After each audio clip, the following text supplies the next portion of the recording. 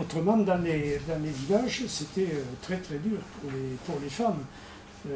La plus célèbre résistante française était Louise de Bettigny, qui est morte dans une prison en Allemagne après des sévices.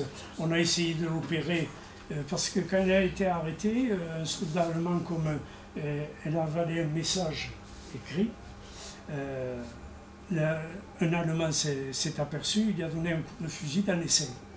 Et effectivement, ce coup de fusil a dégénéré en cancer, en fait. Et à un moment donné, dans cette prison, le docteur qui avait été appelé allait sortir, parce que chaque fois qu'une malade arrivait devant lui, il lui disait allez sortir. Et donc le docteur veut l'opérer dans une cave de la prison.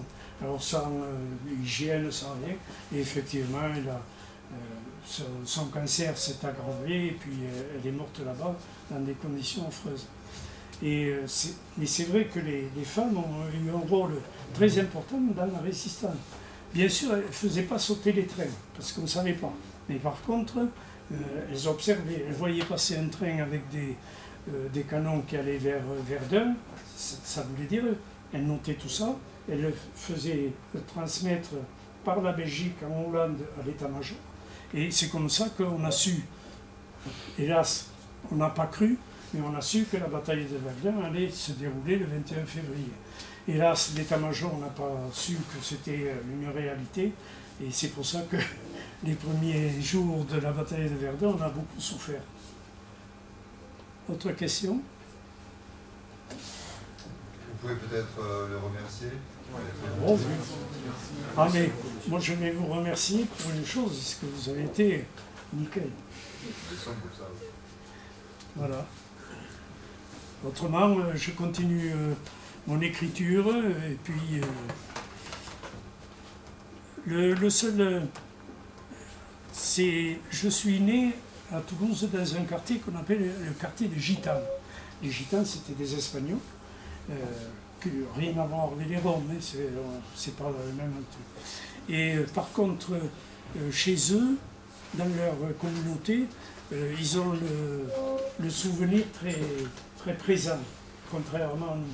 Et je sais que lorsque, pour les quêtes du souvenir français, au cimetière de Toulouse, là où j'habitais, c'est eux qui nous donnaient le plus. C'est bizarre, hein,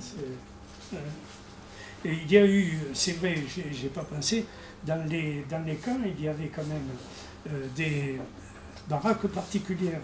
Il y avait la baraque des tentes, c'est-à-dire des homosexuels. Des hommes homosexuels. Il y avait la baraque des musulmans, parce que, soi-disant, ils avaient des coutumes religieuses, des coutumes de repas différentes. Et puis, on sait que... Et puis, une baraque pour les juifs. Vous voyez, tout était déjà en place. Et les prisonniers ont ramené pas mal de choses des camps. Le mot toubib, le docteur, c'est les musulmans qui appellent le docteur le toubib, ça vient de là. Les croissants, les Allemands disaient qu'ils mangeaient des délicatessen. En fait, c'était des formes de croissants. Le croissant a été ramené, l'usage du croissant par le pyjama, on l'a vu, et puis le sapin de Noël. En France, on ne faisait pas le sapin. C'est les prisonniers qui ont vu ça. Il y avait de multiples photos, cartes postales de l'époque, dans les camps, où chaque camp avait son sapin de Noël. Il y a tout un tas de termes. Le terme bistrot. Alors bistrot, nous on sait ce que c'est, on y va. Mais bistrot, c'est un mot russe qui veut dire vie. On a adopté ce mot, c'est venu des camps de prisonniers.